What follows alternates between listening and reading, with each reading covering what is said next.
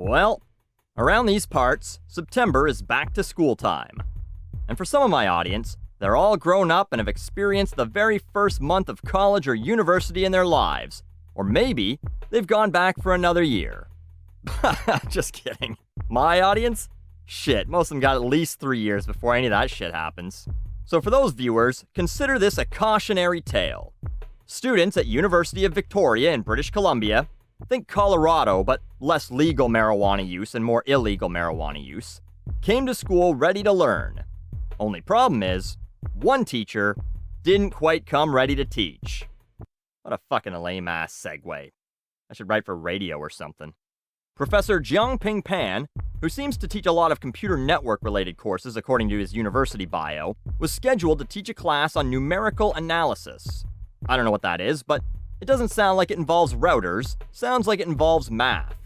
He clearly felt a little out of his element, as he told the students on the first day of classes that he did not feel qualified to teach the course, and suggested that they take the program with a better instructor next semester. What a shitty professor, right? Well, that's what some of the students seem to think, according to this news clip. That by far takes the cake. That's insane. I would honestly be pretty annoyed because I am paying $600 to be in this class. Whoa, $600 whole dollars? Americans are shitting themselves right now. So keep in mind that they may literally mean $600 per course. If you have to take like 10 courses in a year, that's $6,000 Canadian. Still way cheaper than the average of $9,000 a year for US state schools, and, well, we won't talk about the big boys or if you're going to study in a different state. But anyway, if you're paying even $600, shouldn't you want to get the most out of that? Instead of just being taught by some teacher who they told, hey, earn your paycheck, here's a class we need taught, just be ahead of the students and who gives a shit. Maybe you'd want a professor who actually knows the material. The brutally honest lecture notes mention that people can give you your money back, but no one can give you your time back, and lists the number of courses that he does feel confident teaching. So then the part where it gets weird is that the school says that they emailed the students and said they'd have a new professor for them. And then Professor Pan... Wait, hold on a second. Bring me Professor Pan! Okay, that's out of my system. Professor Pan shows up to attempt to teach the next class anyway. I don't know what the fuck that was all about. Maybe he was told by the school that this was the only way he was getting paid. Maybe he was going to make a point about how shitty it would have been because of the backlash of dumb students who didn't agree with his stance. Maybe he's just got a weird sense of humor. I don't know, but they had police come and escort him out in front of the students, which is apparently standard procedure. The school issued this statement.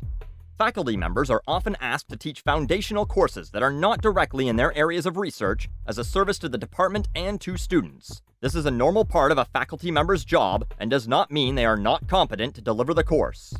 If it's not directly in their area of research, it does mean they are not competent to deliver the course.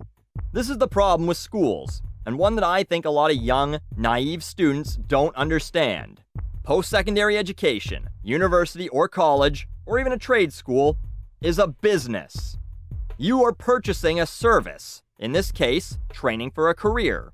And just like any other business, some are responsible and give you the product that you've paid for, and some slap a bunch of shit together on the cheap that kinda looks like the product you asked for and laugh their way to the bank. No school should ever just toss a professor at a course and say, teach this, it's your job.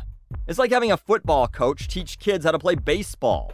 Well, he knows sports, so what's the difference? The difference is those kids aren't going to be able to consistently hit a ball off a fucking T-ball stand, so when they face their first fastball, they're fucked.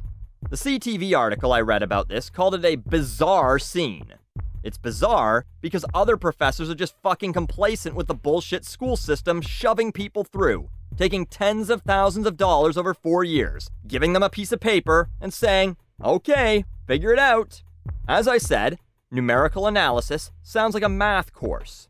This article doesn't say what year these students were in, so if it's for first years, it might not be an overly difficult math course, but since this guy's expertise seems to be in networking and not in programming, it stands to reason that he might not be the person for the job, and that an actual math professor should be teaching the course and would do a much better job.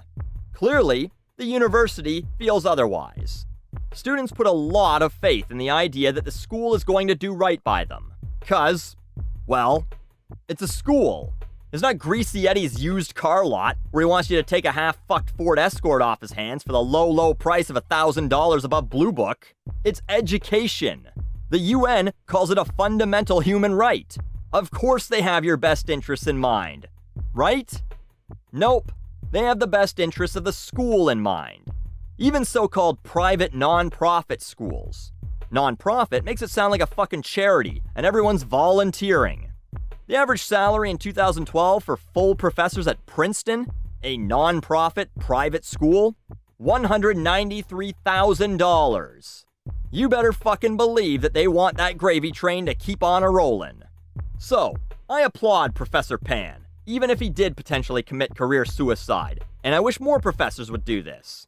That is a guy with the students' best interests in mind. Too bad more fucking schools and teachers don't have that mindset.